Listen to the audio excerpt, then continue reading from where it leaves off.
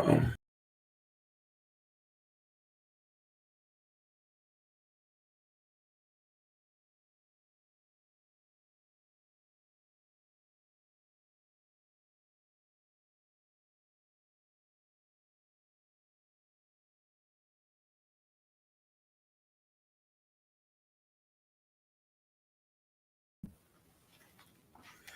all right. Good evening, everyone.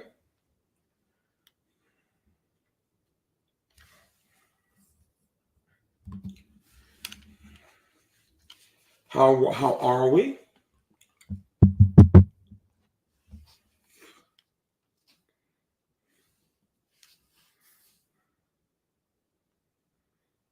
Happy Friday. Oh, was it Thursday? Friday Eve.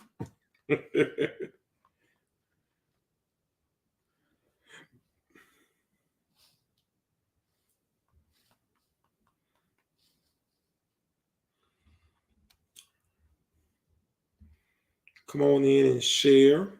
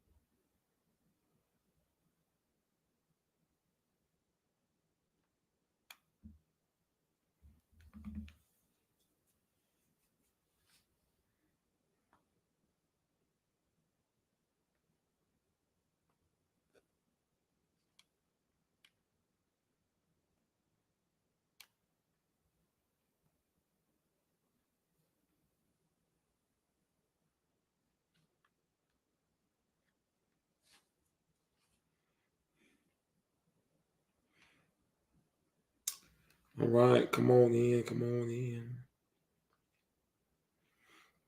All right. So happy Thursday Eve, Friday Eve. Ecstatic about having every last one of you hanging out with us tonight.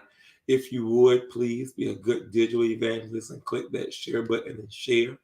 Um, I'm here again by myself, all by myself, sending out love to Sister Jokrya. And we look forward to her returning one day. And so we're excited about what God is doing at our church. And if you would put down in the comment section, how's your day? How have you been? What's something new this week that you've learned? Uh, Share that with us. I've been doing pretty good. We're in week 13 of school. It's getting better and better. So I'm enjoying that, and I have been reading our book, and there's just so many great things that just bless my heart that I want to share with you all, and I hope that we can have an interchangeable dialogue together around this conversation. And so let me first do our national day, and then we will talk about some things going on in our church and update you on our fast. Okay. All right. Well, today is International Project Manager Day, Management Day. It's also, I thought this was nice, National Men Make Dinner Day. You know, I've been trying to cook for my family for about a week now, and they won't let me cook.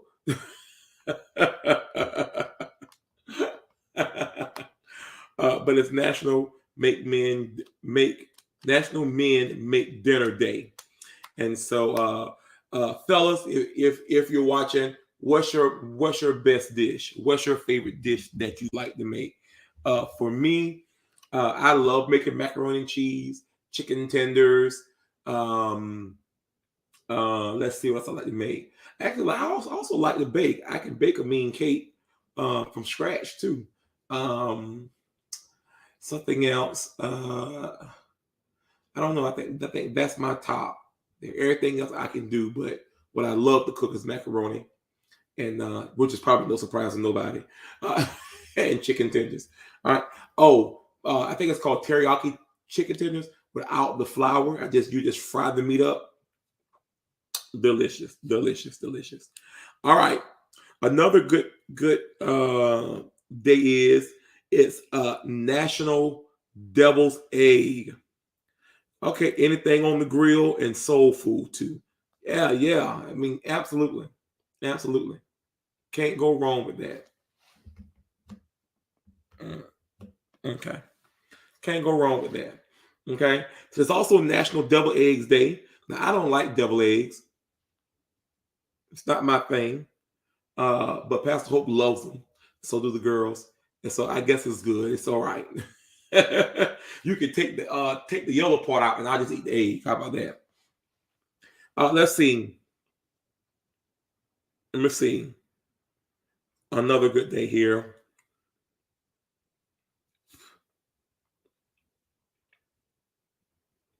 Oh, National Write a Novel. Okay. So all my writers out there, it's not too late for you to start your book. And then here's another good one. Today is also Dynamic Harmlessness Day. Okay. All right. Awesome sauce. Awesome sauce.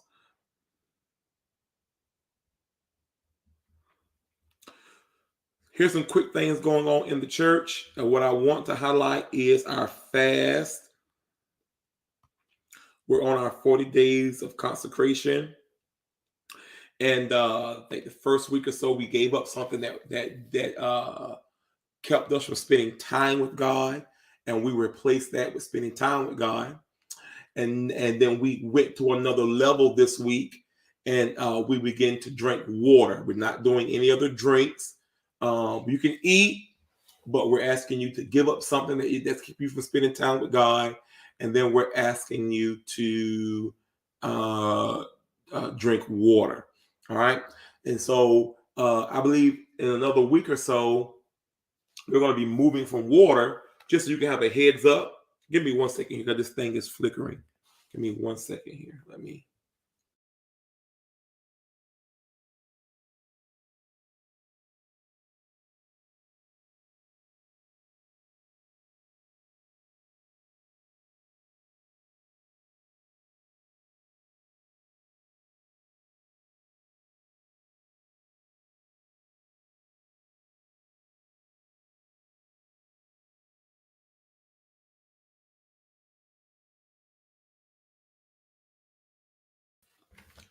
All right. Thank you guys for holding on. All right. So with our fast, I was saying that we're already doing the giving up something, keeping up spending time with God, and we're replacing that by spending time with God. And then we are um adding this week, we added drinking water. We can eat, but we're just giving up something that's keeping us from God, and we are drinking water. All right, we'll be doing that again next week, and then we're going to take it a little higher, just so you get a heads up that we're going to take a meal back. We're going to cut back 1 meal a day, and so you get in preparation for that. And then I think we'll go ahead and start meeting every night for prayer. All right. And so I'm excited about this. I really hope that you are enjoying your time of consecration, your time of fasting with God, and beginning to hear his voice and begin to settle yourself. I'm sure he's healing you. He's taking you through some deliverance. I'm sure your soul is being humbled. I'm sure that he's even starting to give you direction as it pertains to the next year and how to end the year out. And so I'm just excited about what God is doing in our church. Okay.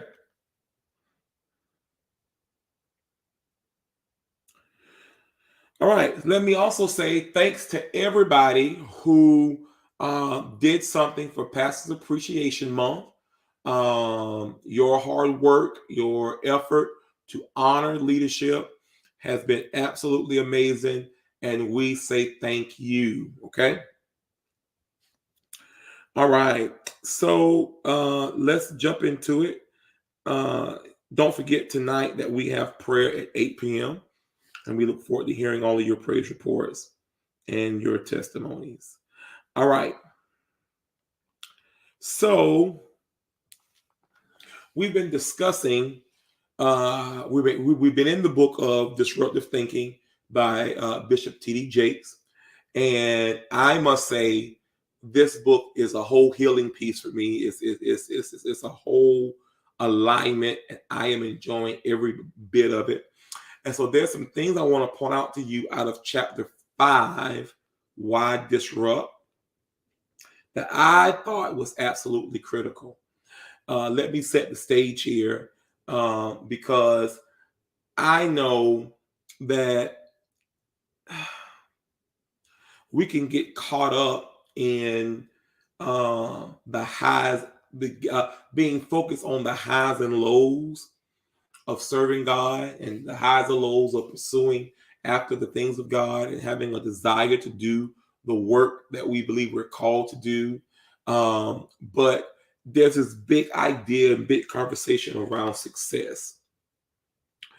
And he opens up this chapter by telling a story. And if I'm honest with you, I must say that this is probably one of my number one stories. I've heard him tell this story on many different platforms, but this story it resonates with me. So let me share the story with you. This was around the time in his earlier part of his ministry where he was traveling on a national level. He had been on TBN a couple of times, Christian Broadcasting Network a couple of times, and God was being faithful to his preaching ministry. He was traveling the world, preaching at major events. And the Washington Post did an article on him. And what happened, they wrote an article, they talked about all the great things he did, but then they began to say some very mean things about him. And they began to say stuff that that just wasn't accurate, or they just things that they came up with, and his feelings was hurt. And he was on his way to Upper Marlboro, Maryland, and to preach this national event. And he had said to himself, this was going to be the last time he preached on that level, because he just wanted to preach the gospel. He just wanted to do what he loved, and he was not interested in the backlash that came with being on that level. And so he goes to this church and he preaches. And after church, he goes upstairs and he is fellowshipping with everyone else. He's really low. He's not in the great headspace, but he's doing what he's supposed to do.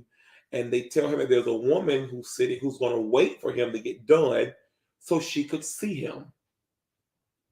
And because he knew the headspace that he was in, he said that he didn't want to see her, and he didn't want to have to go through the nuances of dealing with someone who was in need. So he stayed up in the fellowship area as long as he could. And then he got he finally got down from there to go home or what have you. And the woman waited on him. Now, I must say to you, let me pause here and say this. I would really appreciate some good, strong interaction from you all tonight, if possible, because I really want this to be a dialogue amongst us. And so going back to the story, he says that the woman, she was a frail woman, sickly woman, and she tells him that she had been in the hospital because she had to carry her baby in her fallopian tube, and her baby was dead. She had to carry the baby, and then she had to give birth to that baby.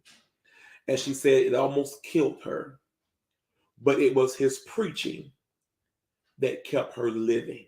It kept her fighting. His preaching ministry was touching her.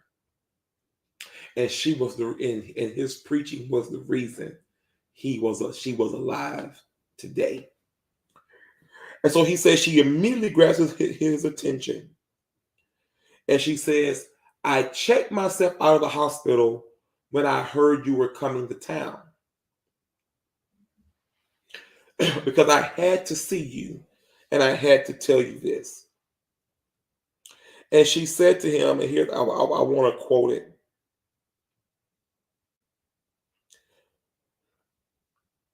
She said, "It's hard for me to tell you this. The Lord sent me over here to tell you it is not for them that you do it. It's for us." He said he was so stunned that he couldn't speak because he was going to allow the turbulence of success to make him shut his mouth. And the woman reminded him that when he mounted the pulpit, he doesn't mount the pulpit so that media outlets can speak well of him. He doesn't mount the pulpit so that his comrades can say he's great. But when he mounts the pulpit to preach, he's mounting the pulpit to preach a word, a message to somebody whom he may never hear, meet, or see, and being used by God, working in his call in that moment, would actually be the thing that could save somebody's life.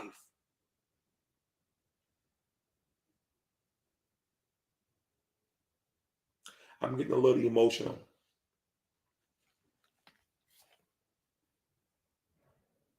And I think for me, the big question I kept asking myself, and I said, I'm going to ask you all, this is the big question that I have. Why? Why? Why do you wake up every morning? Why are you working as hard as you work? Why? What's the point of it all? Why? Because if we deem success to be a feeling, then we're setting ourselves up for failure. Because if success is dependent on things being better so that I can be exempt from blah, blah, blah, blah, blah, blah, blah, blah, blah, blah, blah. If success responsibility is to make me feel good about myself, then I have the wrong concept of what success is. Let's be honest. How many of us want to be successful? Be honest. I do. I do. I want to be successful. I want to be good at what I do. I want to be able to make a difference. Come on now, think about it. We work our behinds off. We toil away in the nights, putting pleasure and family time on hold, all with the goal of getting to some magical place we dream about. We want to drive a certain car. We want to live in a certain area. We want our bank account to have a certain number on it. We want to be respected. We want to be honored. We want to be revered.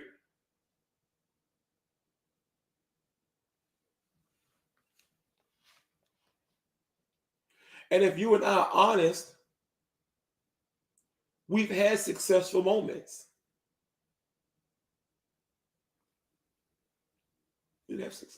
We've had successful moments where we felt good. It felt magical. The world opened up to us. But then we get what we dream for. And we quickly discover it is not a fantasy that we created. It used to puzzle me that people would pray and ask God to do something. And then when God did it, they didn't treat it right. I mean, it's mind-boggling. You pray for a husband. You pray that God does this in your husband. And then God does it in your husband. And then you don't want it. Or we pray for a child. Oh, God, give me a child. Give me a child. And then we get the child. Oh, I'm pregnant. I'm pregnant. I'm pregnant. I'm pregnant.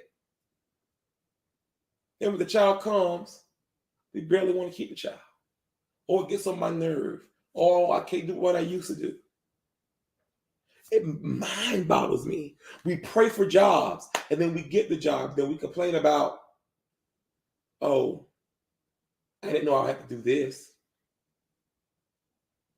Striving for success and making success be the pinnacle of our emotion is a trap waiting to destroy our mental, ready to destroy our physical, ready to destroy our spiritual lives. It will destroy relationships because success does not equal feel good.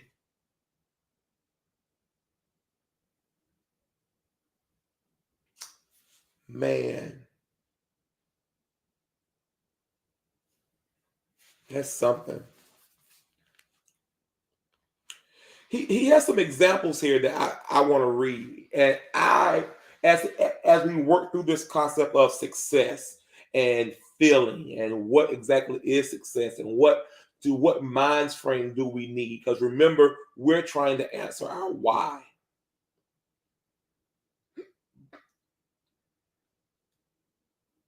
He says, there's a lot of pain which steals away the savory satisfaction that we are successful. He says success does not feel successful. It feels hard. It's not necessarily going to make us happy. Success can be lonely. A lot of sacrifices we made along the way come home to roost with repercussions popping up in unexpected places, biting us in the behind. Here is the example. Here's the example. He said, I think the sacrifices we make are one of the biggest reasons success doesn't feel successful. We can't enjoy it because we have to pay a hefty tuition on our way there. When we've reached the pinnacle, but now the bills are due. He uses for an example going to college. Graduating high school. We graduate high school, we go off to college because we are in hopes that we will have a brighter future, that we will have a better future than our ancestors. We go to college because we say we're going to graduate.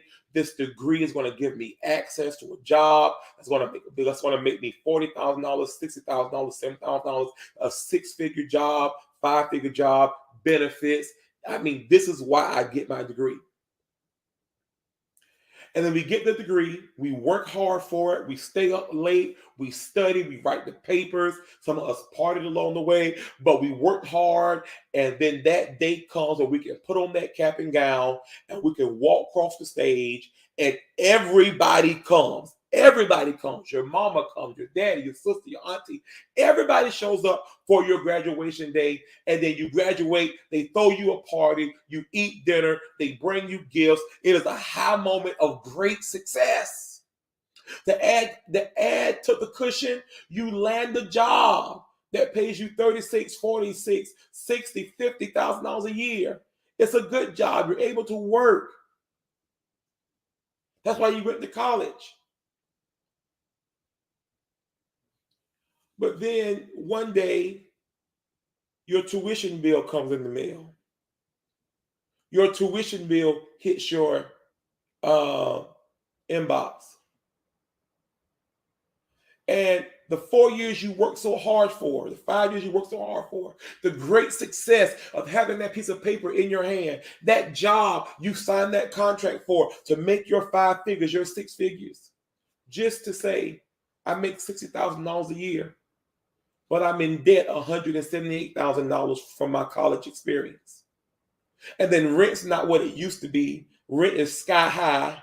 And then I brought this car. It was the car that I wanted. I mean, it was a goal of mine to get on my own, to live in my own place, to buy my own car. But now I'm in my dream. I'm in my success.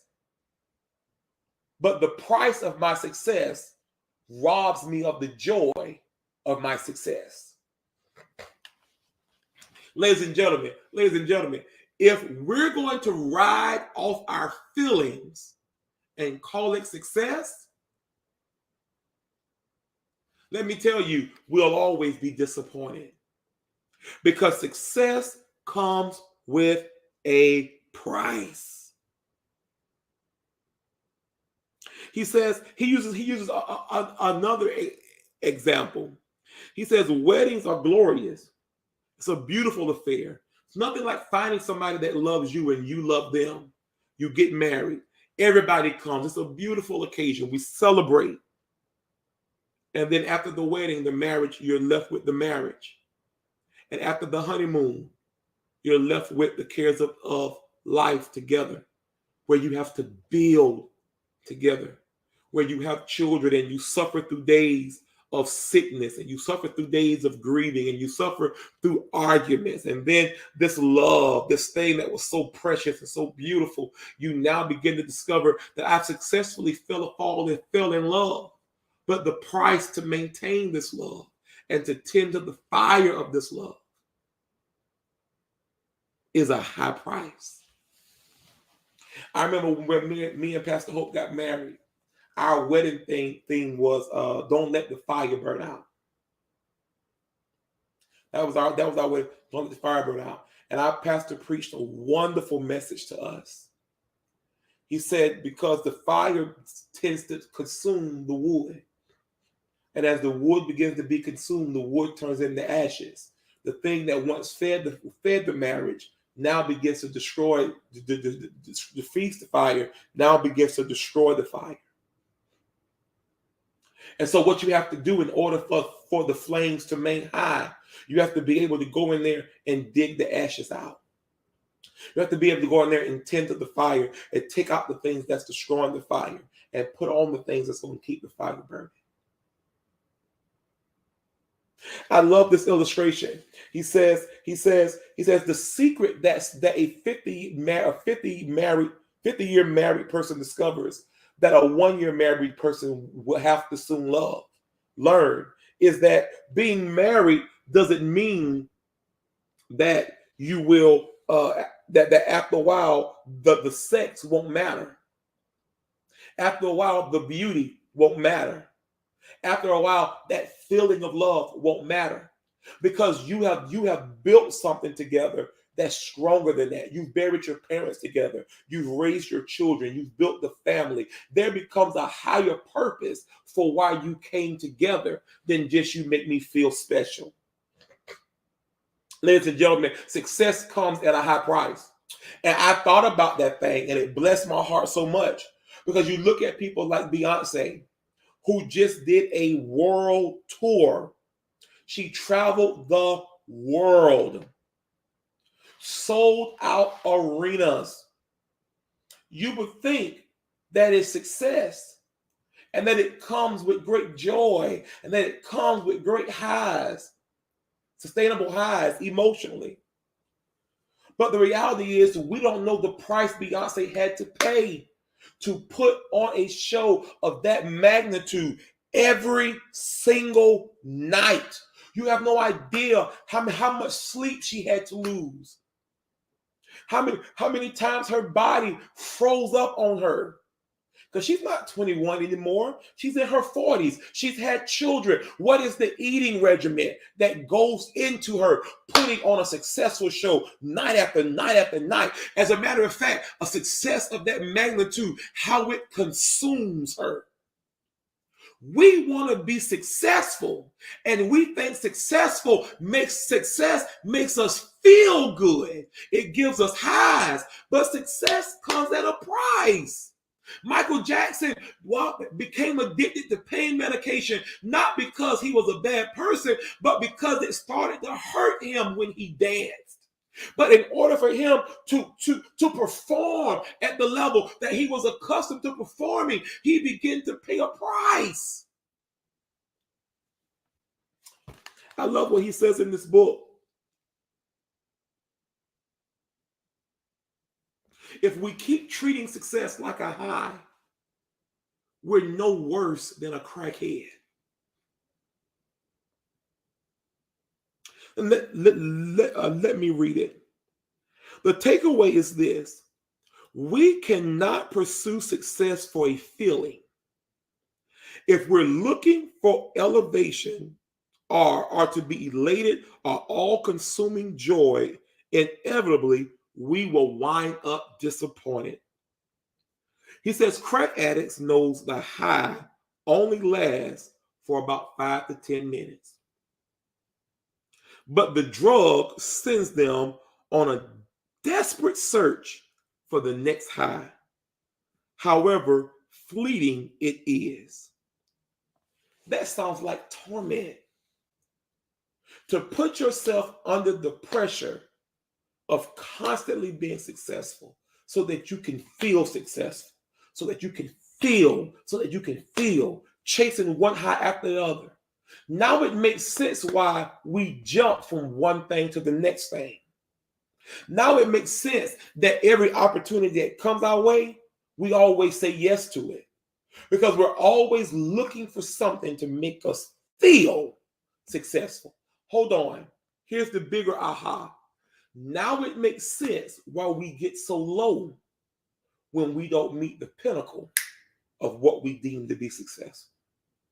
It makes sense now when we buy the clothes to sell and we don't sell out right away. No wonder why we never restock and keep selling. Now I know why the shop closed. Because you wanted the shop to prove how special you were. Instead of opening the shop because it is a purpose. It's a part of your call. Now I know why we can't maintain when it comes to our education or when it comes to jobs or when it comes. It's not that we're broke. No, we're looking to live a certain level of success so that everybody can see how wonderful we are, so that we can feel good about who we are. And so there it is. I jump from one thing to the next, moving from one city to the next, moving from one idea to the next. Why? Because you're looking for the high. We're no worse than crackheads.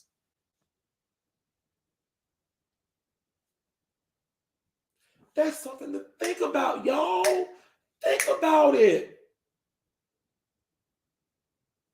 How come the only time you feel good about yourself is when you can hang it over somebody else's head what you did? Or you can look at the wall and say, check, I did that. How come your happiness is attached to what you do?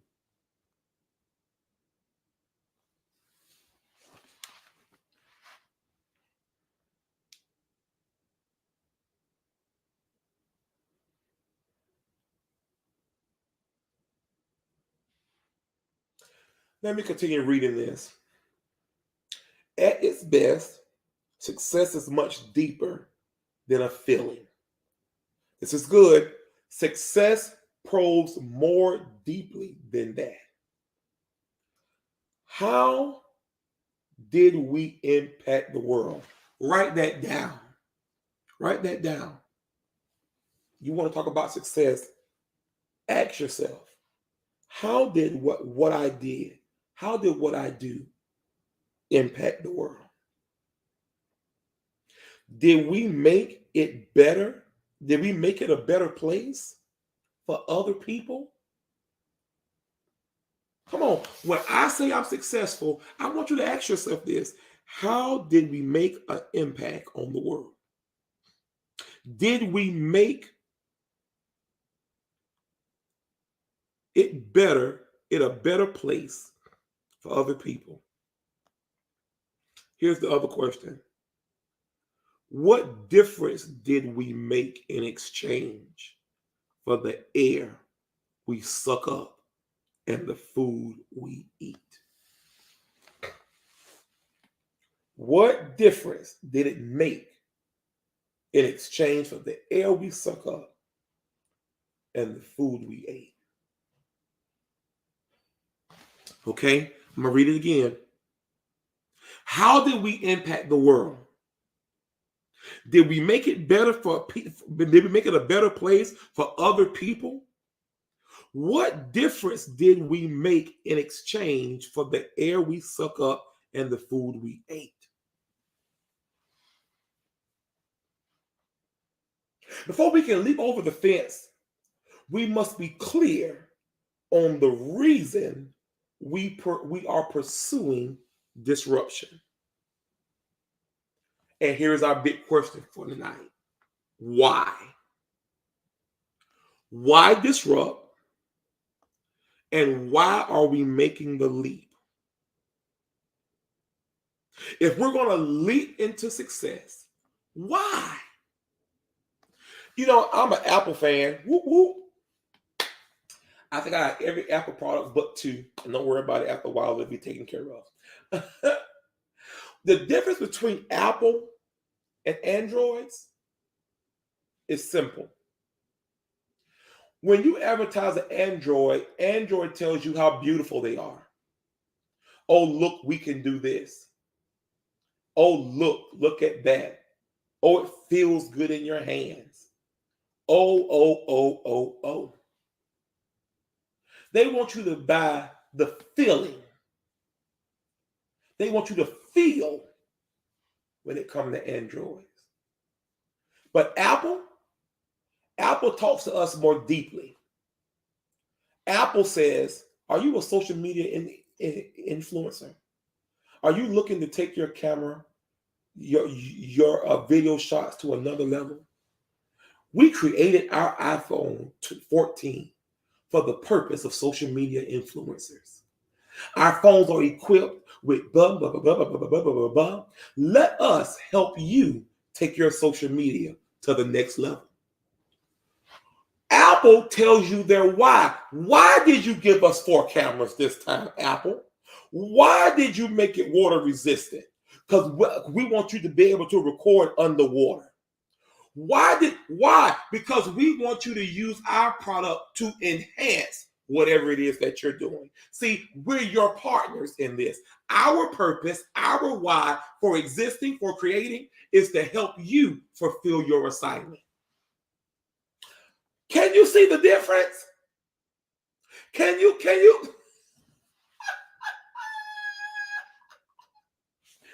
If you want success, and you want success that doesn't destroy your mental, that doesn't destroy your emotions, that doesn't destroy your spirituality, you got to have a purpose. You got to have a why for your success. Why exactly are you a social media influencer? Why exactly are you a nurse? Why exactly do you work in the shelter? Why exactly do you preach, pray, and prophesy? Why exactly what's your why?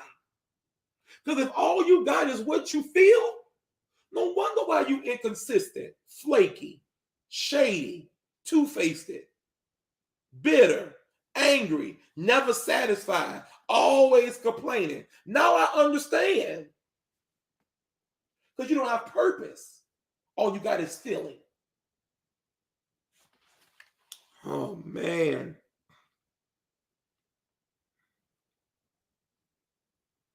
I'm going to put this word in the comment section. Psychologists came up with the term to describe people who need success for feeling. The term is right here inside the comment section.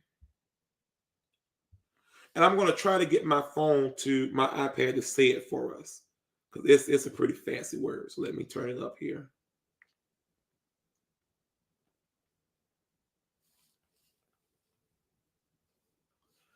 Okay. Uh-oh. Hedonic. Hedonic adaptation. Hedonic adaptation. It's a term that they coined to diagnose individuals who need outward success to feel something. For instance, we anticipate the joy that comes with a fancy new car we've been wanting our whole lives. We can imagine the crisp smell of the leather seats, the thrill of the turbo thrust, the admiration of the passing by when we pull up in the shiny new car ride. We automatically purchase the dream car. We do indeed experience all those pleasures, but in a few months, the thrill of the new car is gone. We revert back to a baseline level of happiness. In fact, it also works in reverse. We usually stay sad only for a limited period after we experience loss or pain. Then we revert back to our baseline. It is as if our brain tells us that it would be dangerous to get too high or to get too low in response to external forces. For disruptors, success may mean controversy. Listen to me. Listen to me. Success may mean death threats. Success may mean getting shot in front of a motel. Our history shows us over and over and over again that people who are successful pays a high price of their success. When we look at people like George Floyd, who we watch be utterly taken from us by hatred,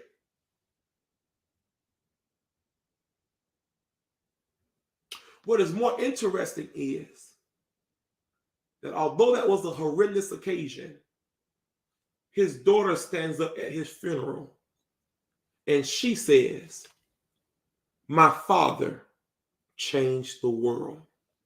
It was the first time in our history that Blacks, whites, Asians, Africans, people from across the world begin to become conscious to the fact that racism exists and that something had to be done. All before, it was Black people saying Black Lives Matter. But now the whole world is saying this has to stop. All because one man was brutally murdered. But his daughter said he found success. What a price to pay to change the world. Emmett Till was another individual who paid a mighty price in order for the world to be shaped by him. Ladies and gentlemen, I'm not arguing that every success comes with death, but what I am arguing is that every success comes with death. What are you willing to pay in order to be successful? Okay, then maybe history was too strong for you. You said we're here at ReHash. We should talk about the Bible. Okay, then. In order for Jesus to save our souls, it came at a high price. The success of the cross was at the demise of our Savior. It came with whipping. It came with being spat on. It came with being lied on. It came with being stolen from. It came from being treated like trash. But Jesus was successful. The apostles were successful. They preached the gospel. They preached it to the far ends of the earth in which they knew. Their preaching today is documented so that you and I can benefit and be encouraged by these individuals. Our lives are forever touched by the sacrifices of the apostles. Yet every last one of the apostles didn't die of old age. They died because they were persecuted. Success. Can I ask you a question? The success that came with that degree, can we not talk about the many hours of sleep you lost? Can we not talk about the price it took for you to leave from a party on time? What about the job you're working? I was talking with my sister Scarlett one day, and I was saying, I just really wish we could get people to understand that when you start out working, it's not going to be peaches and creams. You will struggle. But every day you should get up and go to work with your head held high. Every day you should work like it's your last day. You should give God honor and glory on your job. Yes, when the paycheck comes, every bill may not be paid. But that's the beginning process of the price of being successful. If you be faithful, what used to be a struggle, you won't struggle with no more. What used to be daunting won't be daunting anymore. It's the price of success. If you're really going to start the business, are you willing to give up your vacation? Are you willing to live on a budget? I remember when Pastor Hope started singing, we were living behind a gated community. She started singing, and it was going to cost a lot of money. So we moved out from behind the gate. And behind the gate, we had security. The kids had a playground. There was no trash on the pavement. But the new apartment we moved into was smaller. It had cigarette butts on the ground, beer cans. But we had to adjust our lives in order to position ourselves to produce what we believe we were called to do. See, when you live by purpose, it doesn't matter the cost. What matters is that that your why is being fulfilled.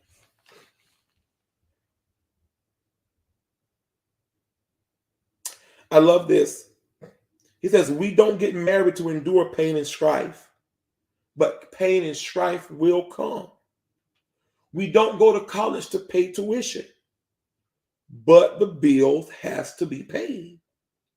Sometimes paying the bill becomes the elephant in the middle of the room that we can't get beyond. We can't pay a house because we haven't been paying. We can't buy a house because we hadn't been paying the student loan bill.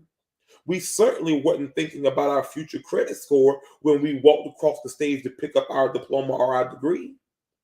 But nevertheless, the tuition can't be avoided. Can we afford the tuition of what's next? I want to rewrite that question.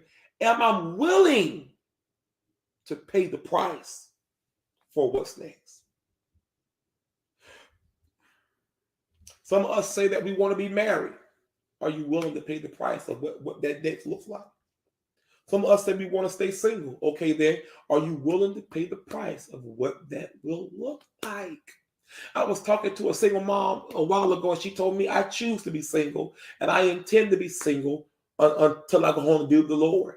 She said, this is why I work hard now, and I save the way I save, because when I get old, there won't be anybody to take care of me. So I have to be able to finance myself. So their life is that they live below their financial means.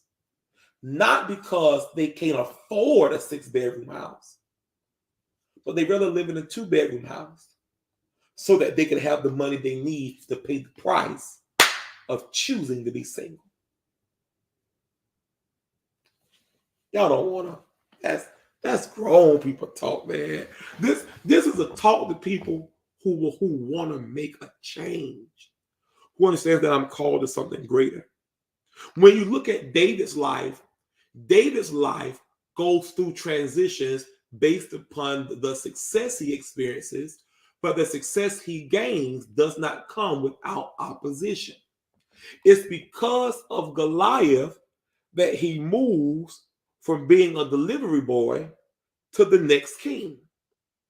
It's because of the work that he does as this next king that causes him to become the enemy of the one who was supposed to be mentoring him.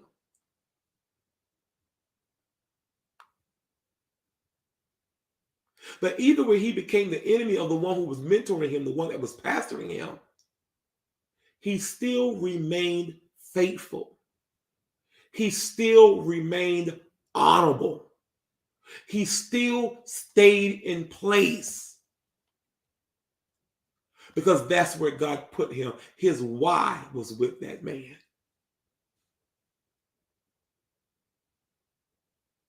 What gets me out of the bed in the morning, this is true for me, is something to fight for, something to believe in, and something to strive for. I will jog for it. I will work for it. I will work out for it. I will do crazy stuff to get it. I get fulfillment from challenges. Athletes like Michael Jordan and Tom Brady are famously known for confronting their enemies, looking for enemies. When I started this year out, my weight became my enemy because my weight was keeping me from preaching the gospel. And preaching the gospel is what I'm called to do. And I preach it because I know that God uses it to touch people. And so I never want my weight or what I'm going through to keep me from fulfilling the reason why I wake up in the morning.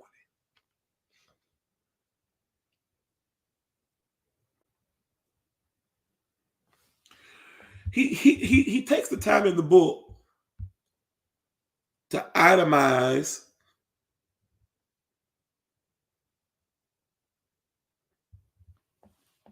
He takes the time in the book to itemize 5 things. I want you to write these down if you can.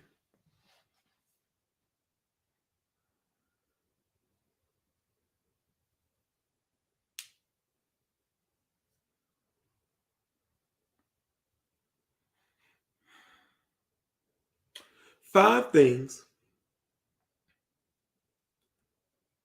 are you willing to lay aside to serve?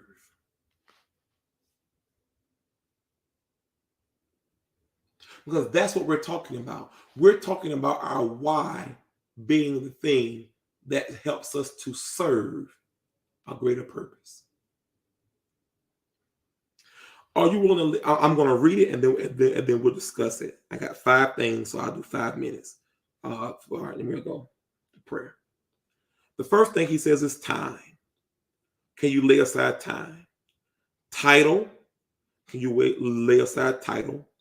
Talent. Can you lay aside talent? Can you lay aside treasure?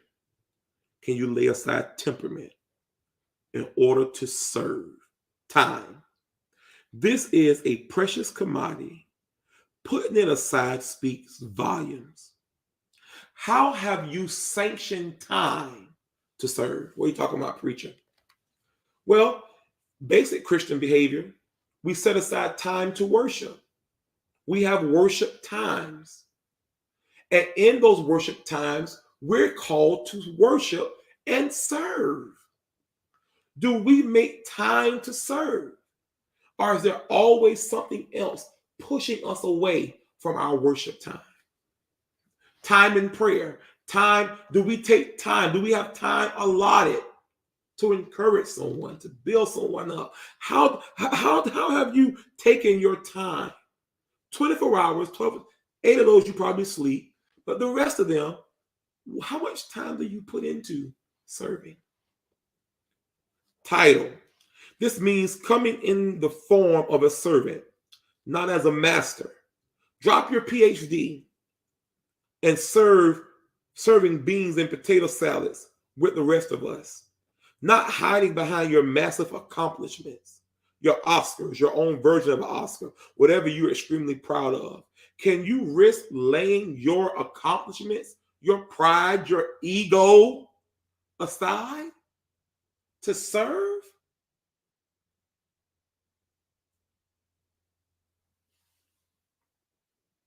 Talent. Okay, you might be able to run the whole agency, but are you willing to mentor, expose people to creative influence, give your talent away to the dreams and aspirations of more than self-agreements? In other words, are you willing to take your ability to serve someone else? Okay, you're a great singer. I know. Wonderful. Can you sing on the praise team, although you ain't the worship leader? Okay. We know you can run the whole department by yourself. But how much more powerful would it be for you to just bring a team in and empower someone else who has a dream, empower someone else who has a gift or a call? I won't get stuck there, but I live by this. I live. Whoever walks with me, I go out my way to make room. It's not that I can't lead worship. It's not that I can't preach the sermon. It's not that I can't teach. It's not that I can't. It's not that I can't. That's not it. It's the idea that I recognize that there's people around me who's just as gifted, who's just as called, who's just as talented as I am. All they need is an opportunity. All they need is somebody that will invest in them. Can I lay aside who I am and say, okay, I see who you are. Let's give you the opportunity. I'll be so busy. Okay, but I don't have time. I have to keep going. Treasure. Yes, this is about money. No investment means no return. It's going to cost you something to do anything truly impactful. I'm going to stop here and have a pastoral moment. You can't tell me that you believe in the call that God has given our church and you don't pay tithes. You can't have the right to complain about non-growth and this isn't happening and that isn't happening and you got no investment. Tithes and offering. Because if something is going to prosper, you got to invest in it. When Beyonce decided to perform for Uber, I think it was Uber, and they want to know how much she wanted to be paid, she told them, no, give me stock into that. I'm going to come and do your concert, help you raise the funds. I'm going to invest in you, but I want you to invest in me. I want a piece of that.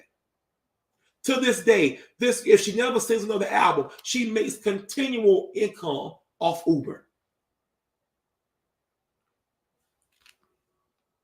What harvest are you robbing yourself from? Because you won't pay your tithes.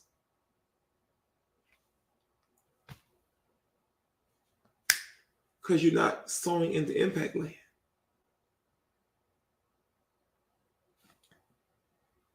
Come on, follow me. Follow me. I know it's tight right here, but follow me. If it was your dream, if it was your business idea, and you needed seed money from corporations to help get it off the ground,